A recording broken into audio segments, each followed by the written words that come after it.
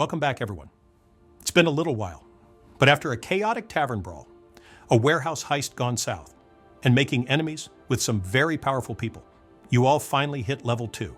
So, before we jump back into the world of bad decisions and questionable morals, let's go around and see what kind of skills you all acquired.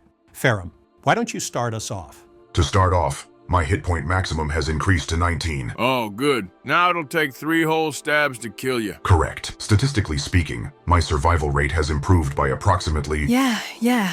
Upgrades. What's the fun stuff? Infusions. I can enhance weapons, armor, or gear. I chose 4, but can only activate 2. And those are? For standby, Mind Sharpener, for improved spell concentration, and enhanced defense, which increases AC. So you're harder to hit and less likely to get knocked on your ass mid-spell. Got it. What about the active ones? The first is Replicate Magic Item, specifically Bag of Holding. This grants near limitless storage, preventing encumbrance. So we can just chuck anything inside? Affirmative. However, I advise against placing another Bag of Holding within. In the last campaign I hosted as DM, someone made the mistake of doing so. Oh yeah? And what happens if we do that? Catastrophic planar instability. In English? Everything in the vicinity would be sucked into the astral plane. So let's not do that. Agreed. No promises. Additionally, I have a request for the DM. Oh boy, what is it? My other active infusion, Repeating Shot, would fit well if I constructed firearms. Specifically, dual handguns. Fils-aime, my man! You just keep getting better and better. I have determined firearms would provide superior performance. With proper tools, time, and a workbench, I can construct them myself. I mean, guns aren't exactly common here. People are running around with swords and bows, and you want to dual-wield pistols like this is some kind of medieval Western action movie? That is an accurate comparison. I mean, it does make sense, with his class and all. Actually, you know what? If anyone could figure out how to make guns work, it's you. But I'm not just letting you pull them out of thin air. Understood. You want them? You build them. Find a workbench. Take your time. And if you roll well enough, you get your guns. But I swear to God, if you roll a nat 1 while making them, they're going to explode in your hands. Worth the risk. Thank you, Reggie. Don't mention it. I can't wait to see what kind of crazy shit you pull off with those. Now that that's settled, Rowan, what have you got for us, man? All right, so I hit level 2, which means I got me some new tricks. First off, my health's up to 14, so I'm a little tougher. Little. Ain't much, but it's honest work. The real upgrade is my fighting style. I took Blessed Warrior. Means I got some spells that ain't about killing, they're about keeping people on their feet. First spell's Spare the Dying. If someone goes down, I touch them. Bam! Stable. No roll, no luck, just not dead. Second one's Guidance. Gives folks a little boost before they do something important. Extra D4 on a check. Real handy for talking our way out of trouble. Or making sure you don't mess up a jump. Exactly. So yeah, nothing fancy, but I reckon it suits me better. Statistically, this increases our group's survival rate. I approve. Interesting choice. You had the option to make yourself stronger, but you chose to assist others instead. If I can keep one of y'all from getting killed, that's worth more than hitting a little harder. That's actually kind of admirable. Didn't expect you to be the responsible one. Hey now, just 'cause I'm helping folks don't mean I ain't still reckless. Besides, I still got Divine Smite now, so I ain't exactly helpless in a fight. Basically what this means is, when I hit something, I can burn a spell slot to make it hurt a lot more. Deals extra radiant damage. Real good for putting the hurt on anything nasty, especially undead. Yeah, healing magic is nice and all, but big magic sword attack is what really makes a paladin. Rowan's locked in. Why don't you go next, Elowen? For HP, I think I'm just gonna roll my D10. Take my chances. Feeling lucky, huh? More like hoping I don't get screwed over again. Well, max roll of 10. I'm up to 20 hit points now. God damn! Next, I put my expertise into athletics. Oh, really? Not going to put it in for more stealth? Look, I already know I'm good at sneaking, even if the dice haven't exactly agreed with me in the late game last episode. But when sneaking fails, running, climbing, and fighting back need to succeed. I'd rather be able to muscle my way out of a bad situation than just rely on slipping away. Now, I have 2 choices.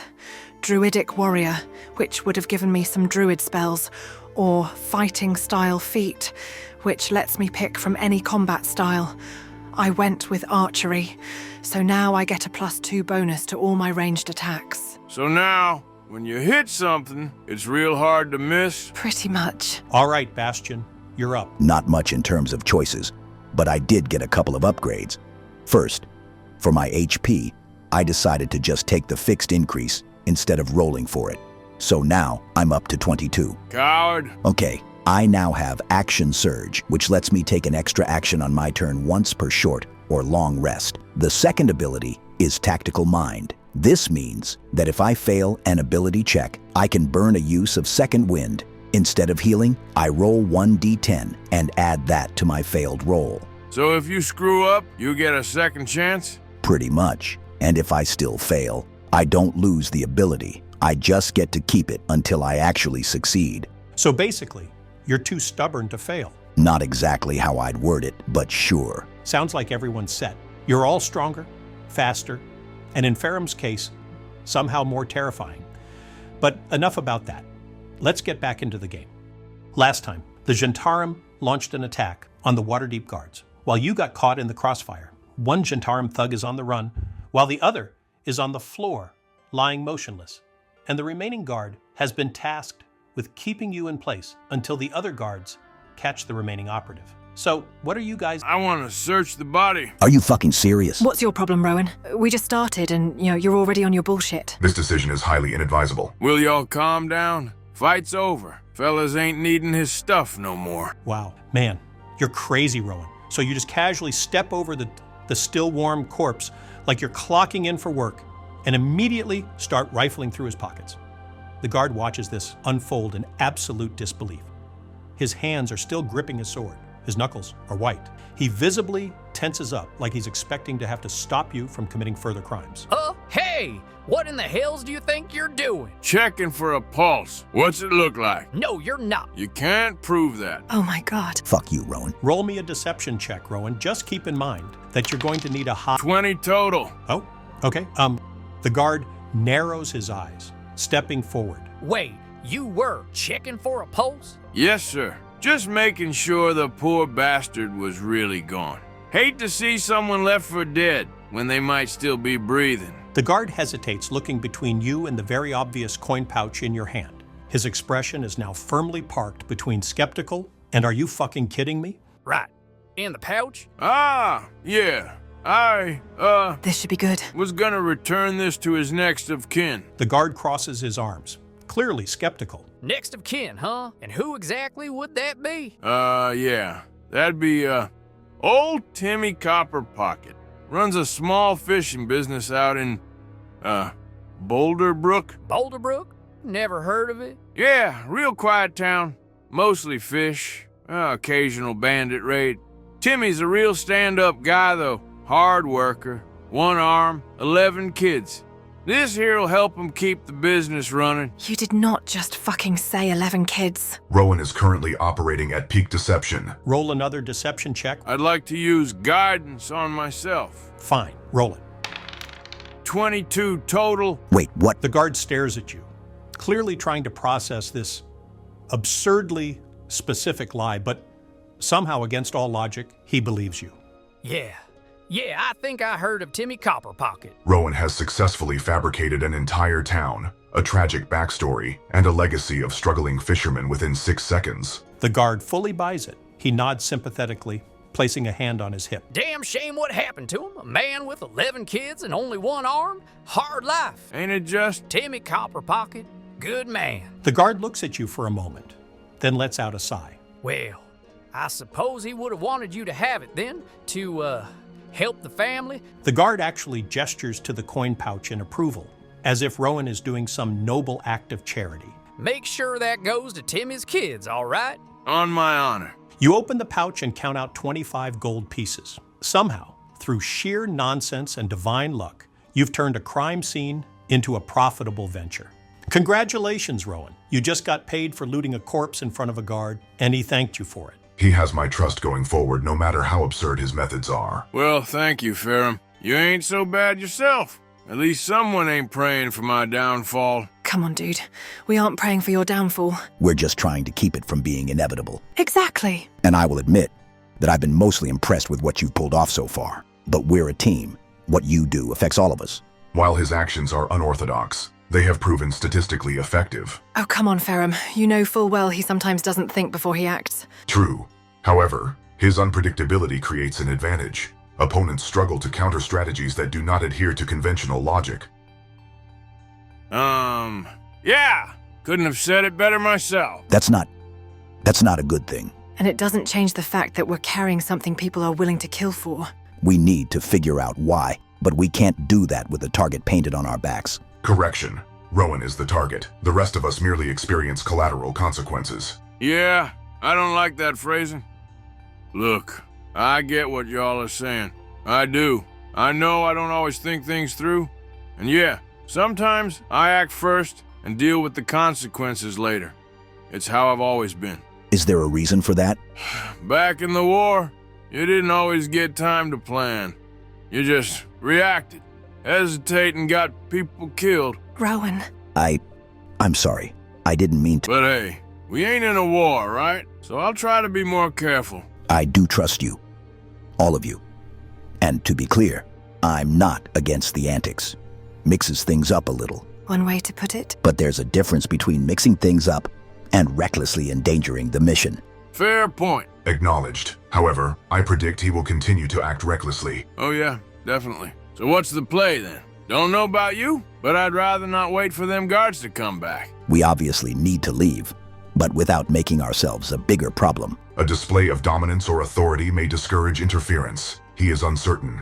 Exploit that. All right, Reggie, I'm going up to the guard and trying to talk sense into him. You saw what happened. We weren't the ones who started that fight. We weren't the ones who drew first blood, but we finished it. The guard's grip tightens slightly on his weapon, but he doesn't draw it. He shifts his stance, visibly on edge, but not acting yet. He's trying to read you all. Doesn't mean I should just let you walk out of here. You can try to stop us, or you can focus on the ones who actually ran, because we're not the ones you need to be worried about. You're alone. Your backup is chasing a man who actually means trouble. You think keeping us here is the best use of your time? Roll an intimidation check. 15 total. The guard swallows hard, his grip loosening on his weapon as he exhales sharply. His eyes flick between you all, assessing the odds before he steps aside. Fine, just go. But if I see you again, I'll remember this. With that, you waste no time putting distance between yourselves and the warehouse. The sounds of shouting and hurried footsteps echo behind you as the remaining guards pursue the escaping Gentarim operative. The lone guard left behind watches you disappear into the city streets, clearly unsettled, but unwilling to press his luck any further. All right, we've made some good distance between us and the warehouse. I think we can breathe easy now. Thank you all so much. If you can give me that artifact now, I can finally get to the bottom of this and see what it truly is. That's enough. Fuck that. Reggie, I'm moving between her and Elowin. No more deflecting, and definitely no more empty answers. We just risked our asses for this. Start talking now, or we're taking this to someone who can actually give us answers. Okay. That artifact. It was in my family's possession for years. My father. He spent his life studying it. He was convinced it was more than just some lost relic. That it had a deeper connection to something ancient.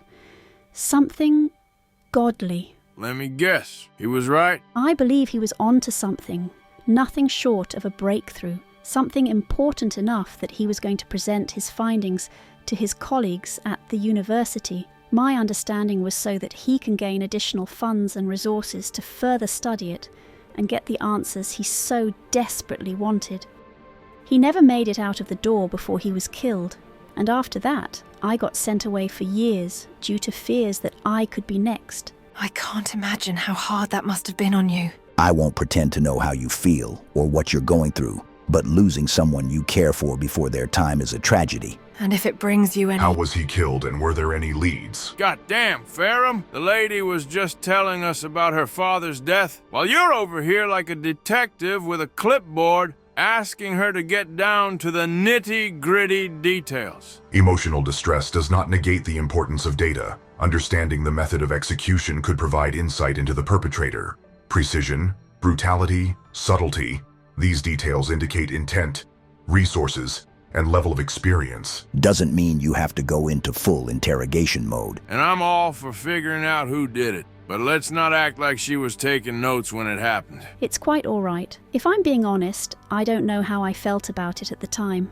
I resented him, sure, because he was always into his work, but he was still my father. And to answer your question, Ferrum, we never found out. It clearly wasn't some random attack, and whoever did it knew how and when to kill him. A blade at the back base of his head, no warning, nothing, all because someone didn't want his research going public. The timing of his death suggests a deliberate effort to suppress information.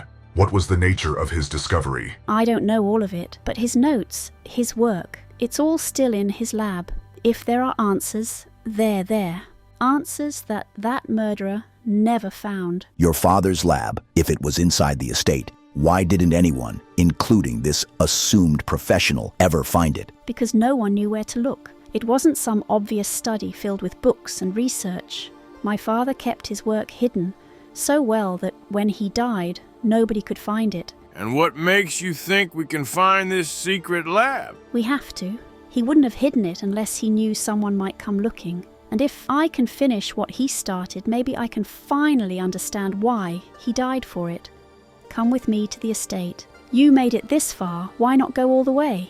There's still much more coin to be made if you can help me uncover anything. We appreciate that, but first, the four of us should discuss. Since you put it that way, we'll make sure we escort you there safely and flip this estate on its head to get you the answers you deserve. Lead the way, Miss Evandra. No, Rowan, get back here. I'm only kidding, big guy. You're right, though. We ought to talk about this first. Whole thing seems fishy to me. Evandra's father was assassinated by professionals. The artifact is linked to something powerful enough that multiple factions want it. And now we're walking straight into her family estate, looking for answers no one else has found. I get it. This isn't just some noble girl with a missing heirloom. We might be dealing with something bigger. There may be some merit to her story. Look, before we got to the warehouse, I overheard 2 city guards talking about the artifact. It wasn't just some rare trinket or lost treasure. There were rumors it's tied to the gods. Some ancient force that should have been left alone. Tied to the gods? Yeah, great, because that's exactly what we need. Divine interference. Right, but it's no coincidence that the stories are lining up. Why didn't you say something earlier? I wasn't sure if it was just city gossip or something real, but after everything that's happened, I'm starting to think there's more truth to it than I wanted to believe. Reggie, can I roll an insight check on Evandra? Go for it. Now we're thinking like a team. Hold up, friend. I got you with a little divine boost. Guidance. Okay, Bastion, add a 1d4 to your roll. Damn, 8 total. Pathetic. Shut up. Evandra's expression remains steady. She doesn't shift uncomfortably or avoid eye contact. Everything about her body language says she's being completely honest. If she is hiding something, you see no signs of it. What Evandra said suggests that her father may have been aiming to be associated with a well-funded organization, or an individual with extensive resources. Then he would have had the means and the coin to figure this out and do whatever he wanted with it. But let's say that's true. Let's say this thing's got divine fingerprints all over it. How do we know we ain't just walking blind into something we shouldn't be touching? We don't. But if we don't figure this out, someone else will. We already know people are willing to die and kill for this. We can either keep this thing until we find somebody qualified to study it, but that also comes with the Gentarum breathing down our necks and watching our backs in the long run. Or we can go to the estate and see if Evandra can put the pieces together herself with the help of her late father's old work. I say we follow her lead and see where this takes us. I agree, but we must proceed with caution. I'm with you guys too. It's only a matter of time before the Gentarum come looking for this thing again. Yeah, why not? Let's do it. So long as we get our payment by the end of this shit. I'm starting to think you're not actually a paladin. And speaking of people who want this thing, someone want to explain who the Gentarum actually are? And I'm guessing they ain't just some run-of-the-mill bandits. They're worse. The Gentarim are a powerful mercenary syndicate. Smuggling, assassinations, black market dealings. They've got hands in everything. They operate like a criminal empire, but they don't just take jobs for gold. They play the long game, gathering power, pulling strings behind the scenes. So they're just the rich man's thugs. They are an organized hierarchical entity with extensive resources and long-term objectives. Their influence extends beyond simple criminal enterprises. So rich man's thugs.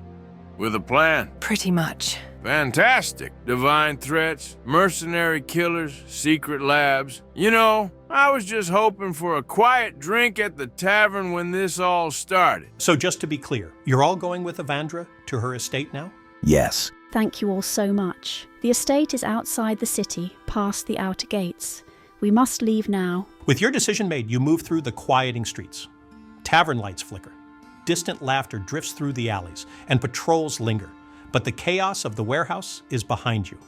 The city carries on. But you have your own path to follow. The towering walls of Waterdeep soon rise ahead. Torches casting flickering light over the massive outer gates. With one last step, the city is behind you. The road stretches through rolling hills and thick woodland, the cool night air brushing against your skin. No merchants, no city noise, just the rustling of trees, the distant chirping of insects, and the steady crunch of boots on dirt. Moonlight spills over the path, silver and quiet. Then you see it. Evandra's family estate stands in the distance. Its dark stone walls bathed in pale moonlight. Tall spires loom over an ivy-covered facade, a wrought iron fence enclosing the property. The gates, slightly ajar, sway gently in the breeze. No guards, no movement, just stillness. Evandra exhales, her eyes locked onto the house. There's something about standing here now, after so long, that seems to weigh on her, but she doesn't falter. Whatever answers lie inside have waited long enough. The iron gates groan as you push them open, a chill creeping in as you step onto the estate grounds. The towering mansion looms ahead, its windows dark, its halls untouched since the day her father was murdered. For a noble estate, I was expecting a little more life. This place got a groundskeeper, or did everyone just pack up and leave? There were servants and housekeepers, but most left. A few stayed to maintain the property, but they rarely come into the main house anymore. The estate has been quiet. Quiet's one word for it. Feels more like a tomb. And yet the doors are unlocked? No reason to keep them locked. No one comes here. That assumption is incorrect. We are here. Evandra ignores, but smirks at Fils-aime's comment and steps forward. With a deep breath, she pushes the doors open, and they swing inward without resistance. The inside is dark, undisturbed, carrying the scent of old wood and dust. A faint draft moves through the grand entry hall, as if the mansion itself were exhaling after years of silence. The grand foyer stretches before you. High ceilings, elegant chandeliers coated in a thin layer of dust, and a massive staircase leading to the upper floors. To the left, a sitting room with antique furniture covered in white cloths. To the right, a hallway leading deeper into the house. Despite its size, the mansion is eerily still. There's no sign of struggle, no signs of forced entry, just an abandoned home frozen in time. Yeah, I've seen this horror story before. Walk into the big empty house. Ghosts start whispering, and next thing you know, someone's getting thrown out a window. And to make things worse, you guess the ghost is a Raiju, when it's actually a wraith. Damn fake evidence. Raiju? Fake evidence? What are you talking about, Rowan? Ignore him. Let's not waste time. Where do we start? My father's study is upstairs. If he left anything important behind, it would be there. That's one place to check. But if the lab was hidden, it's not going to be in plain sight. I recommend we divide into groups to maximize efficiency. Agreed. Some of us can search the study, and the rest can check for any hidden entrances elsewhere. Rowan and I will take the study. If her father left anything useful behind, it'll be there. And Ferrum and I will check for hidden entrances. If there's a way into that lab, it's probably beneath us. Logical division of labor. I will assist in detecting structural anomalies. I'll check the library and my father's quarters. If he left behind any personal notes, that's where they'll be. With that, you all split off into different sections of the mansion, each with a task ahead of you.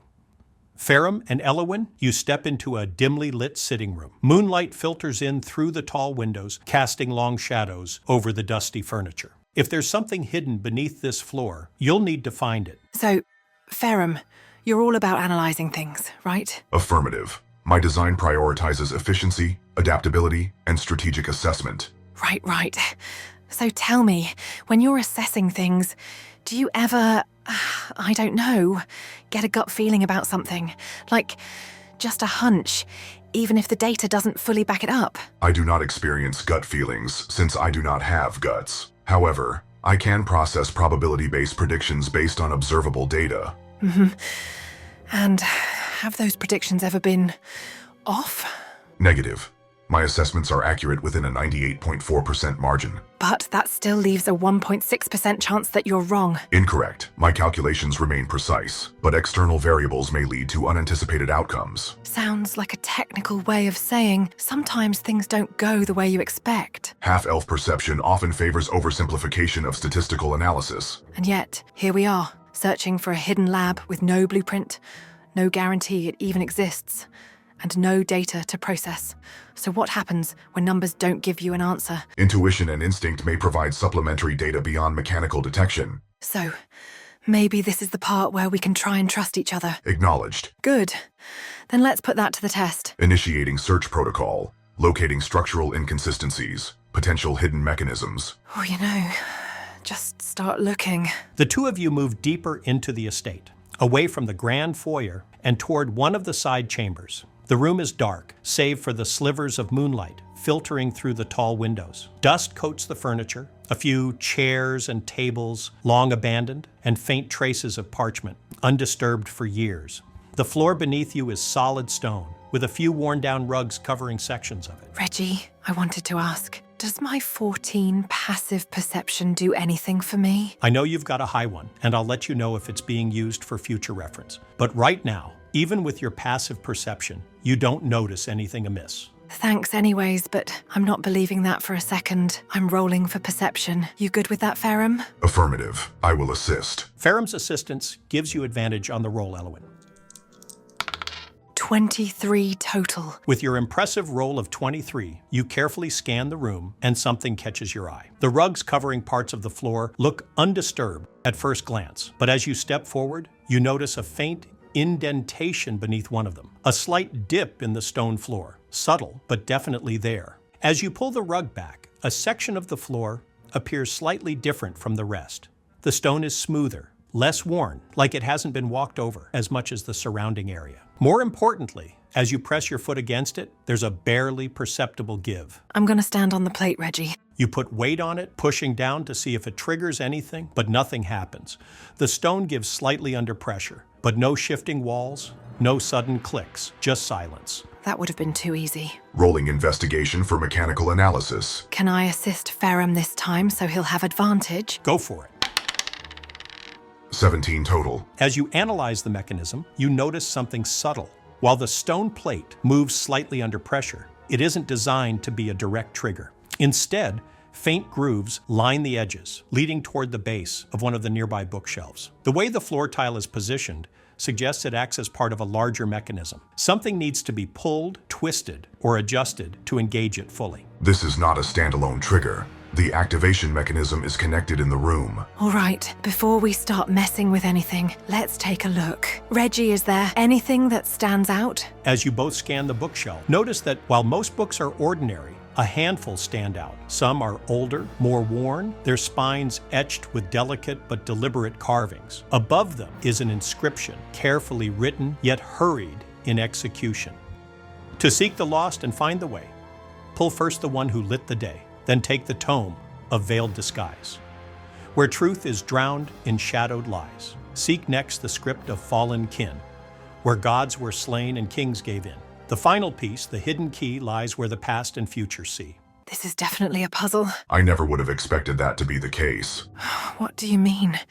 It's written on the wall. Wait, Ferrum, are you being sarcastic? He's fun. I like him. I do not know what you are referring to. Sarcasm is not a trait that I was given. Yeah, if you say so. You should do that more often, though. It looks better on you. Back to the task at hand. It seems that the structure suggests a required sequence of activation. Error in order may result in failure. Figured. Is there anything on the shelf, Reggie? Scanning the shelves, you notice a handful of books with distinct, deliberate markings on their spines, set apart from the others. The titles that catch your eye are Veil of Midnight, The Day the Heavens Fell, Echoes of the Infinite, and The First Flame. All right, I'll be honest. I don't exactly trust myself to just guess at what these books are. Can I roll history to see if I know anything about them? Would an arcana check be applicable? If these texts possess magical or divine significance, assessing their arcane properties may yield critical insight. Both of you sure can. Arcana is definitely applicable. These books aren't just mundane history. They hold magical and divine significance.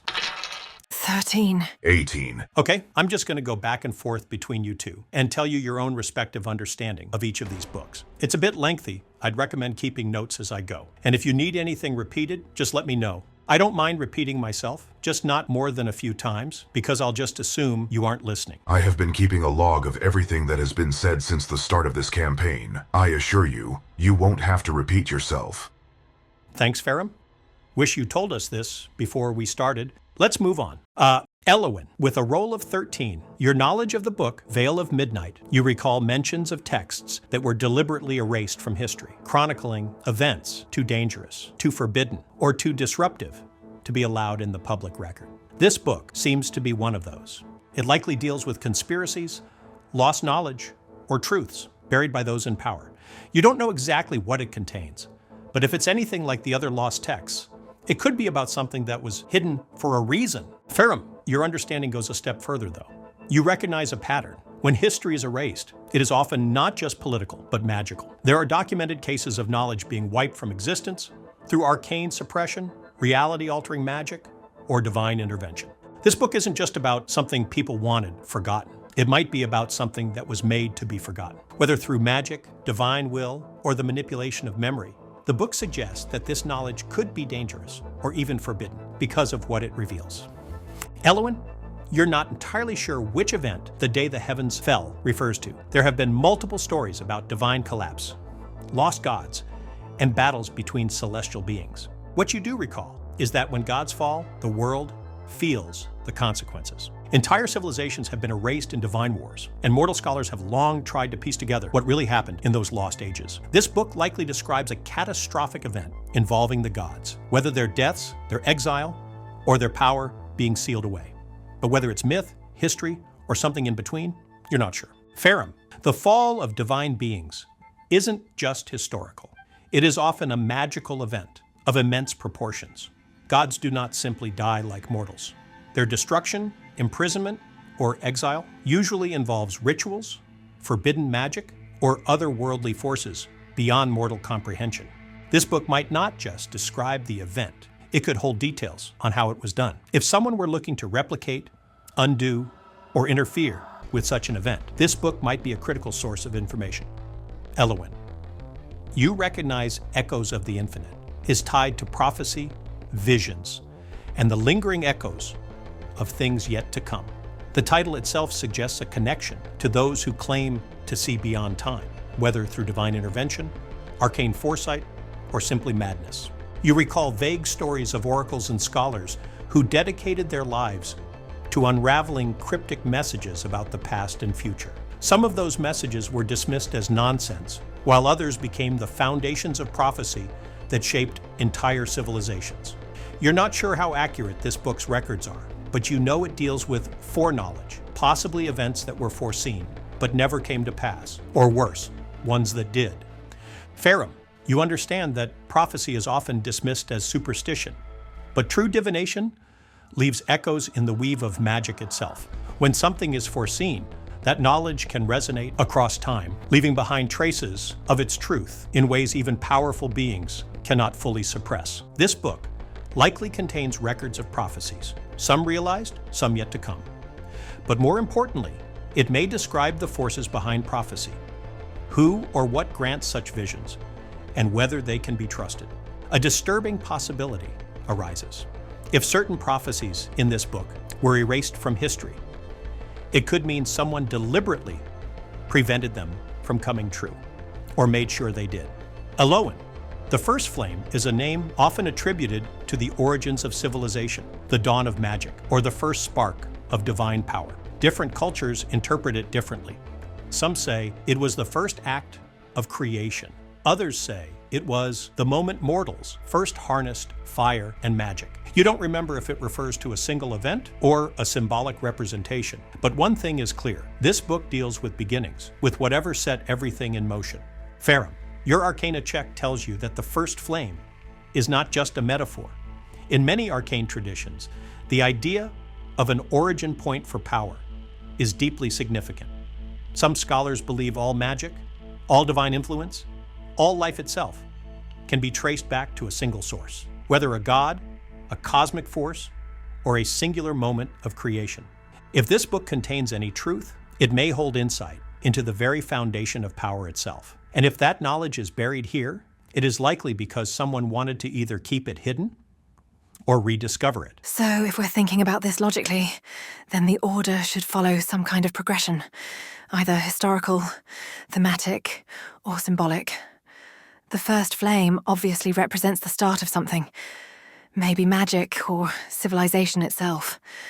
The day the heavens fell suggests some kind of major collapse, probably tied to divine power. But then, echoes of the infinite could... I know the order. Excuse me? Reggie, I proceed to pull the books in the following order. The First Flame, The Day the Fils-aime. Heavens Fell, Echoes of the Infinite, Wait. and Veil of Midnight. Why? Without hesitation, your hands move swiftly, pulling each book in quick succession, as if you'd known the order all along. With each movement, the mechanisms hidden within the walls respond, clicks, shifting gears, the sound of something deep within aligning. The final book locks into place, and for a brief second, nothing happens. Then a deep, resonating thunk echoes through the room, heavier and more deliberate than before. The air itself seems to shift, as if the space beyond this wall is reacting to being disturbed for the first time in years. And then, silence. What did you just... Elowen, step onto the plate. I'm sorry, what? Do you even know it worked? I could get blown to bits if I step onto that now. The mechanism has been triggered. You must complete the activation. You will remain fully intact. You didn't even let me finish. How do you even... Step onto the plate. Trust me. All right. I'm gonna stand on the plate again, Reggie. You step onto plate a second time, and for a breath, nothing happens. Then, from deep within the walls, a slow, grinding noise begins. Stone shifting, wood creaking, something massive giving way. A faint gust of stale air drifts into the room, like a tomb being unsealed for the first time in ages. Then, just to the left of the bookshelf, a seam appears in the wall. A barely visible crack widening as an entire section of stone and paneling shifts backward before slowly sliding to the side. Behind it, a dark, narrow stairwell descends beneath the estate, disappearing into the unknown. How the fuck did you know that would work? Simple. History follows a sequence. Power emerges, the divine fall. Prophecy tries to make sense of it, and the truth is buried. The books reflected that pattern. Right, of course. Well, I'll get Bastion and Rowan. Think you can get Evandra? Affirmative. With the entrance revealed, Elowen and Fils-aime hold off on going further for now, deciding to regroup before diving into whatever's waiting below. Meanwhile, across the estate, Bastion and Rowan step into the study, the air immediately heavier with the scent of old parchment, wax, and aged wood. The room itself is surprisingly untouched by time. Bookshelves line the walls, each filled with neatly arranged volumes, though some sections seem more disturbed than others. A massive wooden desk sits near the back, scattered with loose papers, an ink bottle tipped over and dried on the surface. To the right, a globe sits slightly off its axis, and a map of the Sword Coast is pinned to the wall above a small cabinet. The flickering lanterns outside the window barely cut through the darkness, casting long, thin shadows across the room. We're looking for anything related to the artifact.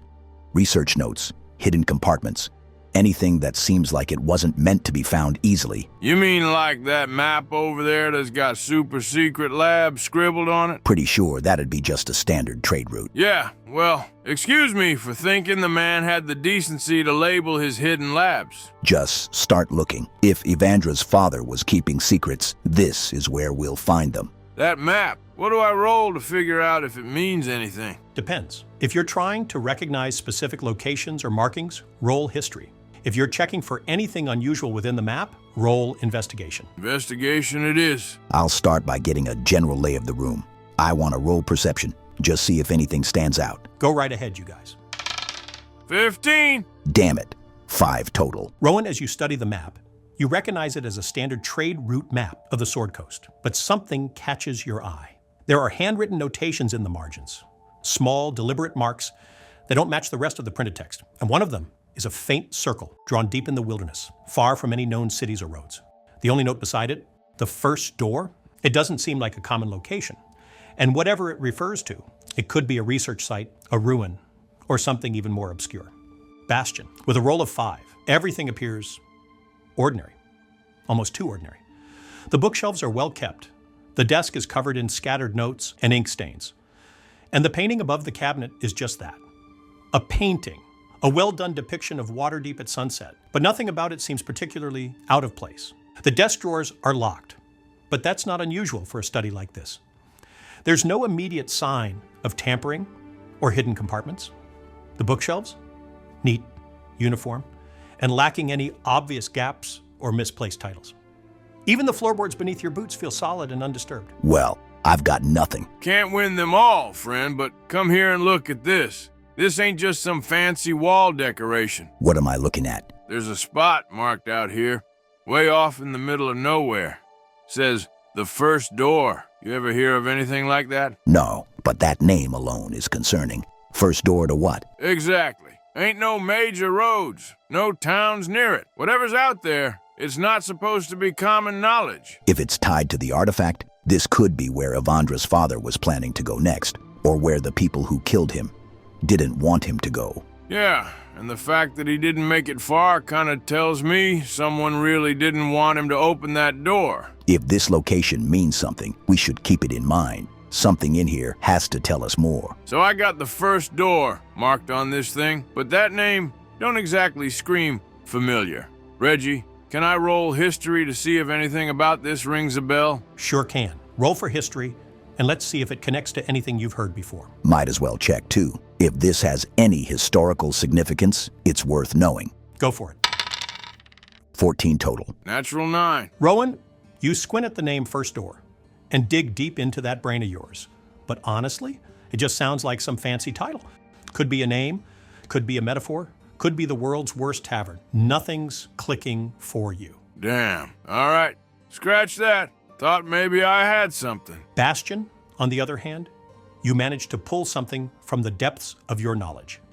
The term First Door isn't widely spoken about, but in some older military and strategic texts, there are passing references to something called the First Door, always in vague, indirect ways. It was never a place so much as it was a concept, some kind of threshold to something greater, something dangerous, something that required extreme secrecy in its handling. It was often described alongside ancient fortifications, lost ruins, or forbidden knowledge, but never with any specifics. Like those who wrote about it didn't even fully understand it. If this map is pointing to an actual location with that name, it might not just be some legend. I've heard of this before. The First Door isn't some random name. It's shown up in old military and strategic records, but never as a specific place. More like a concept, a threshold to something greater, something dangerous. And the people who wrote about it, they kept it vague. Either they didn't fully understand it, or they didn't want anyone else to. Hold up. You're telling me this ain't just some abandoned ruin, but a concept? Like what? Some secret club for people who like cryptic metaphors? More like something tied to lost knowledge, ancient fortifications, things people weren't meant to find. If this map is pointing to an actual location called the First Door, then it might not just be a legend. All right, well, that's real comforting. Just what I wanted. Mystery riddles and things that weren't meant to be found. What the hell kind of door needs this much secrecy? That's the question, isn't it? You know, I don't usually take souvenirs, but something tells me this one might be worth holding on to. Or, worst case, I get lost and need something to scribble directions on. Yes, let's just desecrate potentially classified information because you need a notepad. Hey, I'm just saying, no one's gonna miss it. Pretty sure dead men don't file complaints. What kind of paladin are you? One of a kind. And hey, if we don't make it out of this, at least someone down the road can find my well-drawn sketch of "Here be trouble" right next to whatever eldritch nonsense we're about to uncover. But enough about me. Why don't we talk about your findings? Not much to talk about. I checked for anything out of place, but nothing stood out. Either the important stuff's hidden too well, or we're looking in the wrong spots. Damn, man, that's rough. Spent all that time looking real serious, only to come up empty-handed. You just spent 10 minutes staring at a single piece of paper. Yeah, but I got results. You know what? Fair enough. All right, my turn. I'll do a sweep of the room, see if anything pops out. And this time I'm actually gonna remember I've got guidance, which, in hindsight, probably would have been real useful back there. You just forgot about guidance? Mm-hmm. And you're only now remembering to use it? Yep. I don't even know why I'm surprised. In my defense, you forgot too when we were doing our rolls. So it's kind of your fault too, if you think about it. I mean, it's your character sheet you need to keep track of. But sure, let's go with that. Okay, let's do this before Lady Luck remembers she's got standards. Huh? So, you're rolling for perception? Yes, sir! Roll with guidance then, my man. That's, 9 total. You take a slow, careful look around the study, really focusing this time. You check the shelves, the desk, even glance under the furniture just in case. And after all that effort, you find absolutely nothing useful. And your insight remains, well, let's call it consistent. Wait, hold on. That can't be right. I actually tried this time, and the dice god spat in my face. I used guidance. It's almost impossible for me to fail, right? I don't think that's how it works. You know, maybe this whole actual effort thing ain't working out. Well, the good news is, you got a better roll than I did at least, but it wasn't enough. So is that it? Are we just dense, or are we actually out of options here? We've checked the obvious spots. If there's something here, we're either not looking in the right place, or we just don't have enough information to recognize it. Feels more like the dice are just screwing with us, if you ask me. Reggie, is there anything else we can roll for, or have we exhausted our options? You've covered the broad strokes, checked major areas, examined the map, and searched the study. You could try something more specific rather than general searching. But at this point, unless you have a different approach, you might be hitting a dead end. So that might be it then. There's not much more for us to look at. We still have one option left. Oh? Do tell, great strategist. Let's leave. We go see what the others found. I don't want to spend any more time here than we need to. We got a map at least, and we tried our best. Did we? But maybe it's time to cut our losses and see if the others had better luck. I mean, statistically speaking, someone in this house has to be smarter than us. That's not a high bar to clear. You say that, but we still tripped over it. We've wasted enough time here. Let's regroup before... We found it! Holy shit! Found what? The entrance. A hidden mechanism, floor panel, bookshelf puzzle. The whole deal. We're about to head down. Good, because we just spent the last 15 minutes looking around a room with almost nothing useful in it. Speak for yourself, partner. I found a map and got to practice being bad at everything. Great. You can keep working on that on the way. Let's go. With that, Elwyn leads Bastion and Rowan back through the estate, navigating the dark halls until they reach the location of the hidden entrance. But as you step into the room, there's no one there. No Fils-aime, no Evandra. Did he just go without us? 'Cause that'd be real inconsiderate. Doesn't seem like him. He wouldn't go in alone. He didn't. He went to get Evandra. He should be back any second now. We have arrived. About damn time. Stop for a drink on the way. No liquid-based delays occurred. Evandra has completed her search. Find anything useful there, Evandra? No, nothing. Nothing at all. Yeah, she's full of shit. Can I roll insight on her, Reggie? Sure. Guidance, Rowan. What? Oh, shit. Can I include guidance even though I rolled? Sorry, buddy. Dice are already on the table. Once you roll, that's it. You're locked in.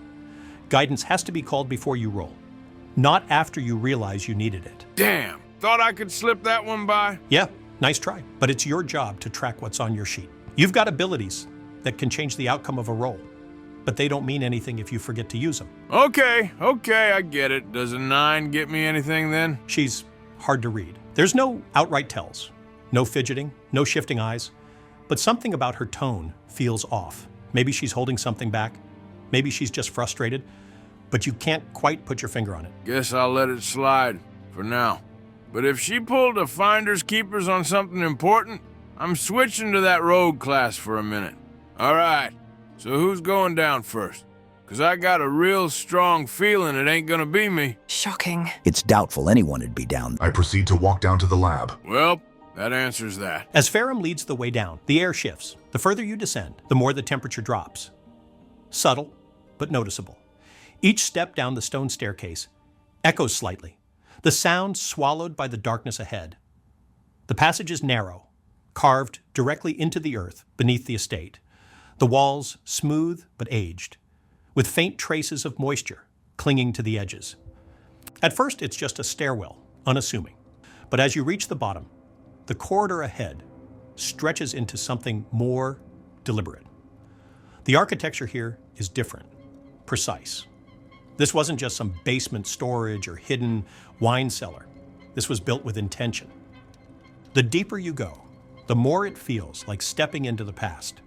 Like this place was sealed away long before any of you ever set foot in the estate above. The air is stagnant, tinged with the scent of aged parchment and something metallic, faint but persistent.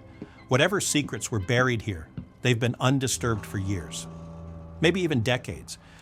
You reach the bottom, and in front of you stands a heavy iron door, reinforced and unyielding. As Evandra steps closer, she runs a hand over the metal, brushing away some of the dust. Beneath the grime, the door's design becomes clearer. Thick, reinforced wooden set into a stone frame. Sturdy, but aged. The hinges, while solid, show signs of wear. The metal slightly corroded from time and disuse. It was built to keep people out, no doubt about that, but time hasn't been kind to it. There's no visible lock or handle, just the engravings woven into the surface, faded but still deliberate. That's weird. Most doors I come across usually have a handle. If there's no handle, then there has to be another way. Maybe a hidden mechanism. Or maybe there was a way in, and Times made sure we don't get to use it. So, what? We're supposed to say some kind of magic phrase or look around for a secret latch? Negative. Structural assessment suggests significant degradation. Applying sufficient force may yield results. I'm with Fils-aime over here. It'd just be easier for someone to bust it down anyways. Honestly, that might be our fastest option. Just look at how old this thing is. A solid hit in the right place might do the trick. I see where this is going. Great, then get to it, big boy. Your mass and physical strength provide optimal conditions for structural breach. So, you want me swing my axe into a reinforced door? A door where we have absolutely no idea what's behind it, risking us triggering traps, sentries, or worse, all because everyone here doesn't want to spend 10 minutes looking for a different way to open the damn door. Not just don't wanna, shouldn't have to. This is a you job. I'll use guidance this time if it'll make you feel better. Why are you suddenly remembering to use it? Look, it's either that, or we all try pushing it at once. But we both know that's just going to make you do all the work anyway. Usually, I wouldn't mind spending the extra time doing this the proper way, but we're already several sessions in, and the answers we've been waiting for could be right behind this door. Fucking fine. But if this doesn't work, and I have to listen to you gloat about it, I'm throwing all of you through the door instead. Okay, Reggie, I'm going to swing my great axe as hard as I can and see if I can get this thing open. Roll me a strength check then, with guidance. That's gonna be a 24 total. Hot damn, my guy. Holy shit. Bastion, with sheer force, you bring your axe down onto the reinforced wooden door. The impact sends a resounding crack through the corridor, the wood splintering as the force reverberates through the stone frame. With one final heave, the door doesn't just break, it practically explodes inward, reduced to little more than shattered remains and hanging fragments of the frame. Whatever resistance it had, gone. It's open. As you step inside, the first thing that hits you is the air. Thick, stale, wrong. Dust and ink cling to every surface, but beneath it lingers something sharper, metallic. The room is vast, but suffocating, swallowed by wreckage and decay. Overturned desks, shattered glass, and rusted medical instruments lie tangled in a mess of aged documents and half-destroyed research notes. Some are deliberately burned, their edges blackened, while others are smeared with an old, congealed substance, as though someone handled them with bloodied hands. Then you see it, symbols everywhere. Some are engraved into metal plaques, bolted onto the walls like they were meant to be studied. Others are carved directly into the stone pillars. They're deep grooves, still sharp, despite their age. But the ones that stand out the most, they're scrawled across the floors, the desks, and even the walls in blood, long dried to a sickly, cracked brown, mixed with another unknown substance that dried into a strange, flaking texture. Some of these markings seem precise, carefully drawn, while others look frantic, desperate, like they were scribbled in a panic by someone who had little time left. Near the back of the lab, a containment pod looms in eerie silence. The glass viewing panel is darkened, empty, unpowered, or simply hiding what's inside. Dust clings to its edges, but faint smudged fingerprints suggest someone or something was here far more recently than the rest of the lab would suggest. Next to it, a metallic chair is bolted to the floor, its leather restraints still intact, the buckles worn from use. Nearby, a row of rusted medical tools sits abandoned, some still stained with whatever work was being done here. This wasn't just research. This wasn't just a study. This was a testing ground, a place where knowledge was pushed past its limits. And whatever Evandra's father uncovered, someone made sure it never saw the light of day. No, this isn't how it was supposed to be. As Evandra steps deeper into the room, her fingers hover over a desk scattered with remnants of a man's last, desperate work. The flickering lanterns cast shifting shadows over the blood-stained floor, stretching the eerie symbols across the walls like silent, watching eyes. Somewhere in the darkness, an old system coughs back to life. A single monitor blinking, its dying glow, the only thing illuminating a chair that looks recently disturbed. The tavern, the heist, the artifact, all of it led here. And whatever answers lie in this room, one thing is certain. They were never meant to be found. And that's where we'll end this session. Take care, you guys.